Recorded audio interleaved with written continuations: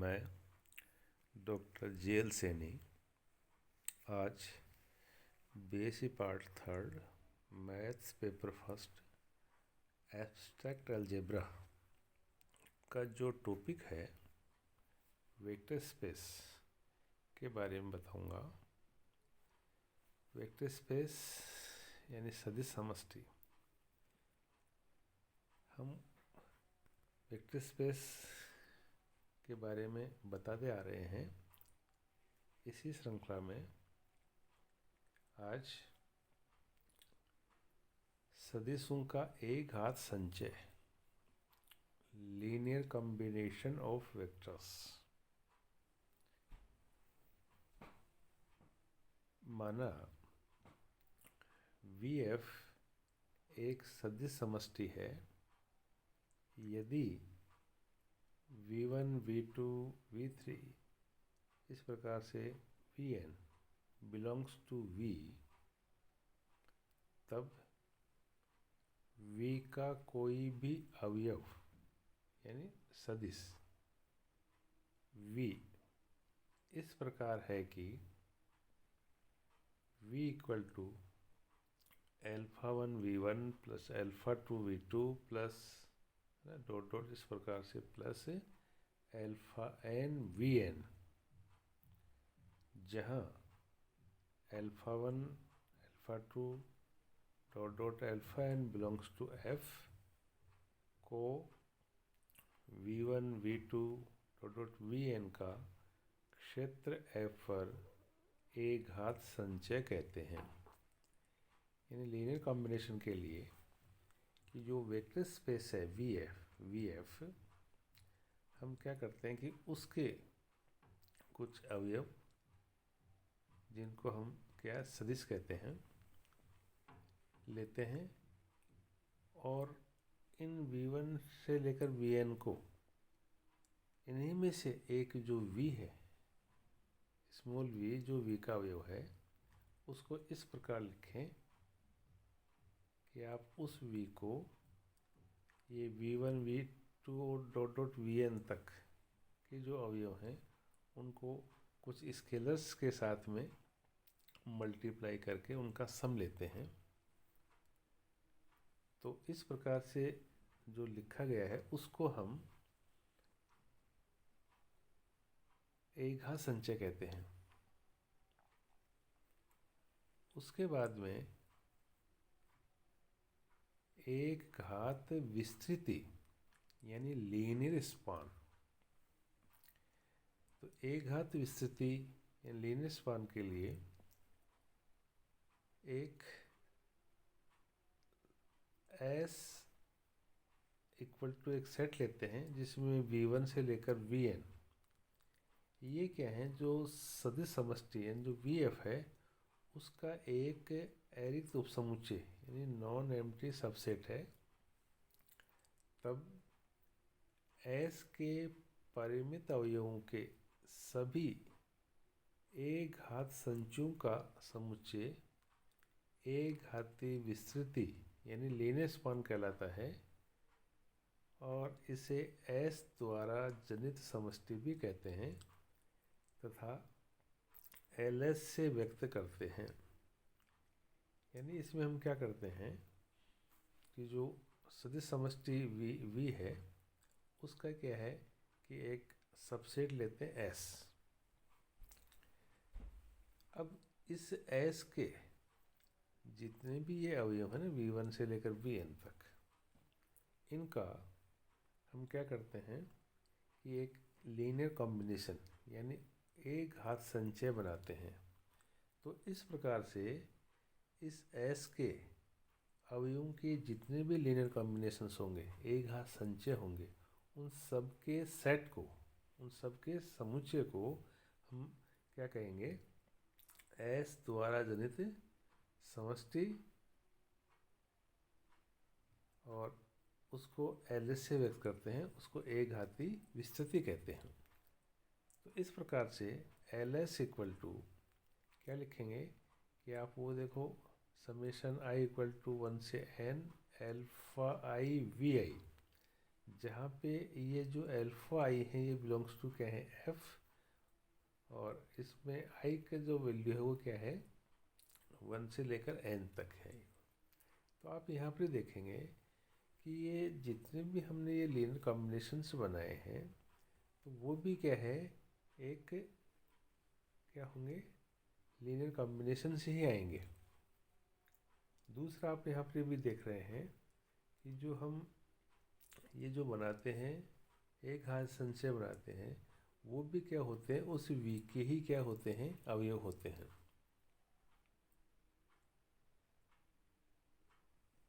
यहाँ पर जो रिक्त समुच्चय है जैसे फाई है, उसकी जो विस्तृति है वो क्या होती है, 0 होती है, अर्थात एल्फा इक्वल टू 0।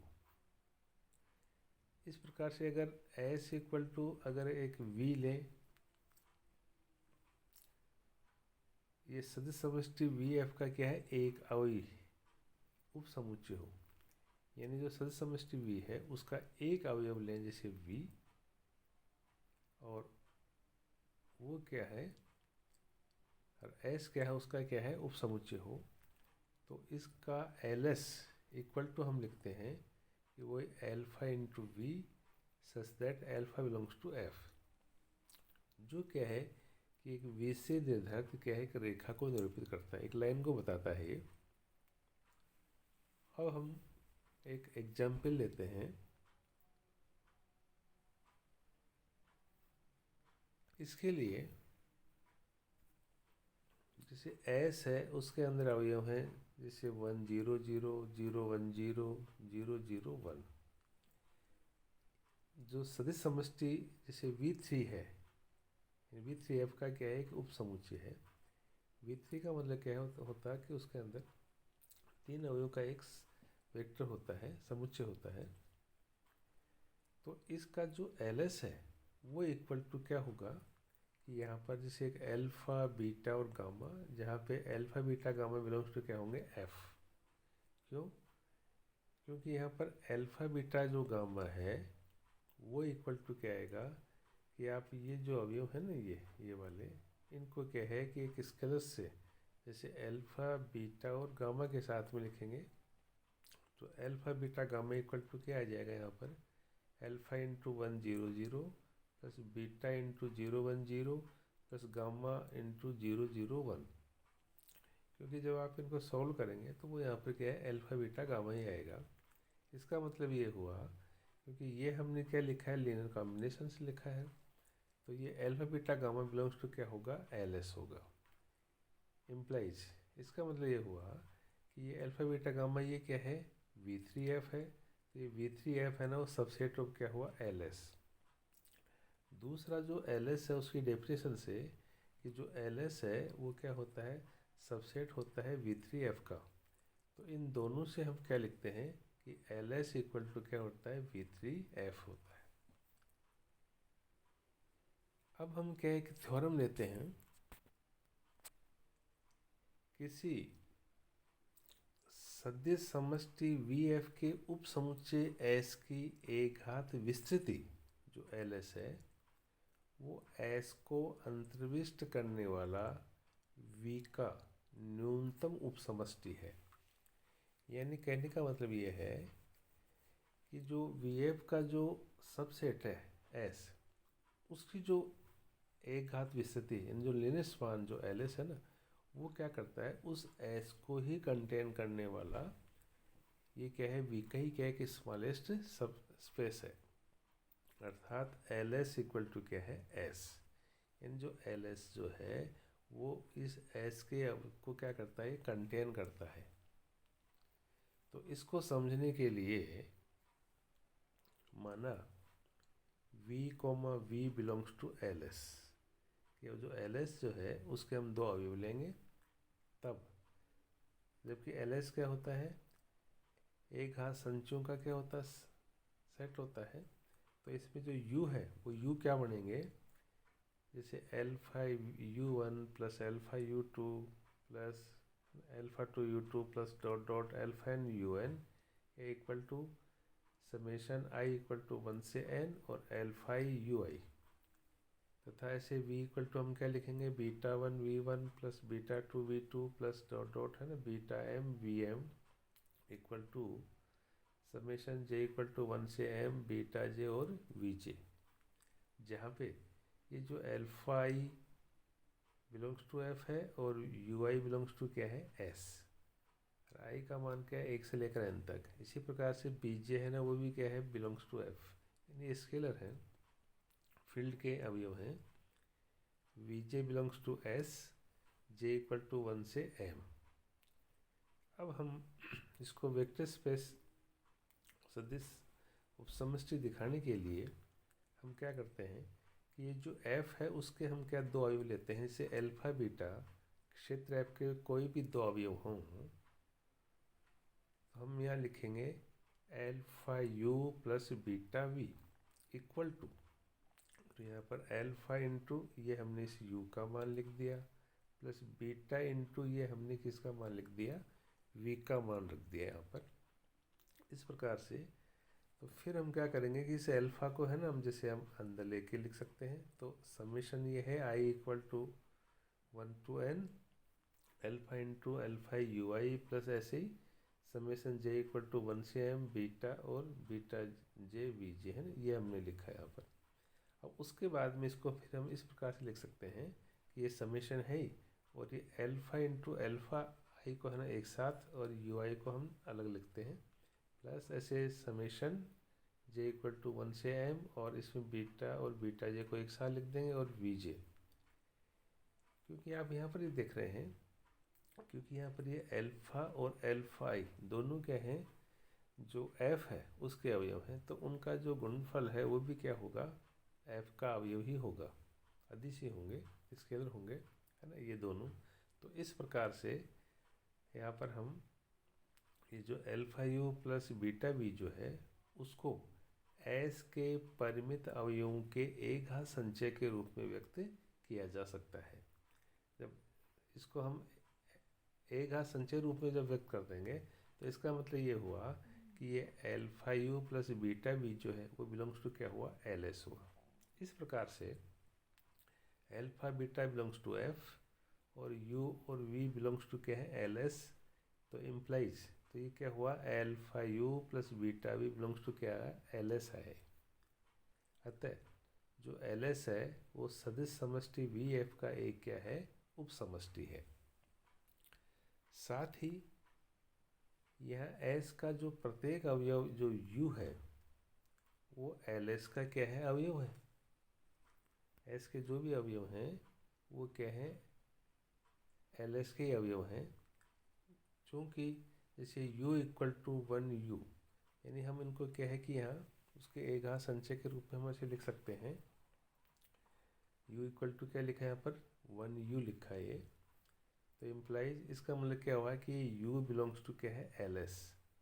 क्योंकि 1 बिलोंग्स टू क्या है यहाँ पर f है, यानी क्षेत्र है ये। इस प्रकार से प्रत्येक जो u बिलोंग्स टू s हैं इम्प्लाइज उनके लिए क्या है कि u बिलोंग्स टू क्या होंगे, एल एस होंगे, यानी s के जो भी अवयव हैं वो सारे किस में होंगे, एल एस में होंगे। इम्प्लाइज इसका मतलब क्या हुआ कि जो u है तो u belongs to L S है, इसका मतलब क्या हुआ कि जैसे s है वो सबसेट क्या हुआ, एल एस हुआ। अब यदि सदिश समष्टि वी एफ का एक उपसमष्टि w इस प्रकार है कि w उपसमुच्चय है s का,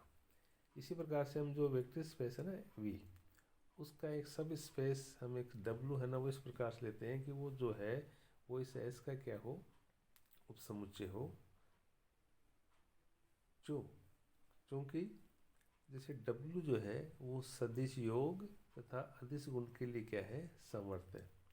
इसका मतलब ये हुआ कि एल एस का जो प्रत्येक अवयव w है ना का भी अवयव है, अर्थात इसका मतलब ये हुआ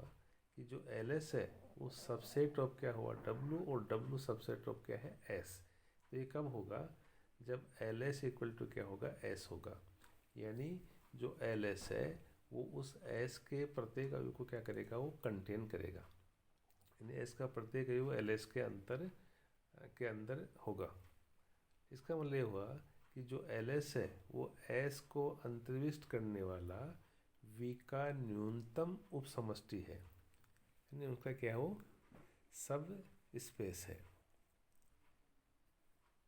अब जैसे हम एक क्वेश्चन लेते हैं कि ये सदिश समष्टि V3R के सदिश V को सदिश जैसे V1 V2 तथा V3 के एक घात संचय में व्यक्त कीजिए, जहाँ पे जैसे V देखो हमने ये दे रखा है, V1 का मान ये है, V2 का ये है और V3 का ये है। अब हम मानते हैं कि V इक्वल टू क्या है α1 V1 plus α2 V2 plus α3 V3, जहाँ पे α1 α2 α3 क्या है बिलोंग्स टू R है, ये क्या है फील्ड है। देयरफॉर V का है V है यहाँ पर ये 1 minus 2f equal to α1 into है ना, ये अपने V1 का मान रख दिया, प्लस α2 ये किसका मान रख दिया हमने V2 का मान रख दिया, प्लस α3 ये है ना V3 का मान रख दिया, इक्वल टू अब यहाँ पर क्या देखो इन सबको α1 को है ना इसे अंदर इंटू कर दिया, ऐसे α2 को भी अंदर इंटू कर दिया, α3 को भी अंदर इंटू करके हमने इस प्रकार से लिख दी है ये α1 प्लस ये α2 2 α2 3 α2 प्लस ये 2 α3 माइनस α3 और α3। इस प्रकार से फिर हम क्या करते हैं कि इनमें है ना ये संगत अवयवों को क्या है कि हम यहाँ पर क्या करते हैं ऐड कर रहे हैं। तो सबसे पहले वाले कौन से आ गए α1 प्लस α2 प्लस 2 α3, सेकेंड वाले कौन से आ गए α1 प्लस 2 α2 माइनस α3, और लास्ट वाले क्या आ गए α1 प्लस 3 α2 प्लस α3। अब देखो सो कंपेयर करते हैं है ना, तो ये क्या है कि ये पहला अवयव जो है इस 1 के बराबर होगा, दूसरा अवयव इस -2 के बराबर होगा, तीसरा 5 के बराबर होगा। तो यहाँ पर α1 प्लस α2 प्लस 2 α3 इक्वल टू 1, ऐसे α1 प्लस 2 α2 माइनस α3 इक्वल टू -2 और α1 प्लस 3 α2 प्लस α3 इक्वल टू 5। अब हम क्या करते हैं कि समीकरण नंबर 1 व 1 2 3 की सहायता से यहाँ पर α1 α2 और α3 जो है ना जो इसके लिए उनका मान निकालते हैं। तो यहाँ पर समीकरण फर्स्ट और सेकंड को हम हल करेंगे, तो इसमें क्या है कि α1 को हटाएंगे तो यहाँ क्या बच जाएगा हमारे पास में α2 माइनस 3 α3 इक्वल टू -3। इसी प्रकार से 2 और 3 से α1 को हटाएंगे, यानी इनको गुणा जोड़ के या घटा के है ना इस प्रकार से, तो ये α2 प्लस 2 α3 इक्वल टू 7 आ गया। फिर ये 4 और जो 5 जो है इनको आपस में है ना फिर अपने इनको फिर α2 हटाया यहाँ पर, तो ये आ गया माइनस का 5 α3 इक्वल टू माइनस का 10, तो इम्प्लाइज क्या आ गया α3 इक्वल टू 10.5 यानी 2 आ गया यहाँ पर। अब ये इसको मान को क्या अपने समीकरण नंबर 5 में रखा, तो ये α2 प्लस 2 इंटू 2 इक्वल टू 7, तो ये α इक्वल टू कितना आ गया 7 माइनस 4 यानी 3 आ गया। फिर इसको है ना समीकरण 1 में रखा हमने, जैसे α1 प्लस ये α2 का मान रख दिया प्लस 2 इंटू 2 है ना α3 का मान रखा इक्वल टू 1, तो इससे α1 इक्वल टू क्या इनको इस तरफ लाओ आप, तो ये 1 माइनस 7 यानी माइनस का 6 आ गया। इस प्रकार से यहाँ पर जो α1 α2 α3 के मान को जब हम जैसे v इक्वल टू जो है ना, तो v इक्वल टू ये यहाँ पर α1 का मान रख दिया माइनस का 6 इंटू v1, ये प्लस α2 का मान 3 रखा तो 3 इंटू v2 प्लस इसे α3 का मान रखा 2 इंटू v3। तो इस प्रकार से जो सदिश v जो है उसको हम v1 v2 और v3 जो है उसके एक घात संचय के रूप में हम लिख सकते हैं। धन्यवाद।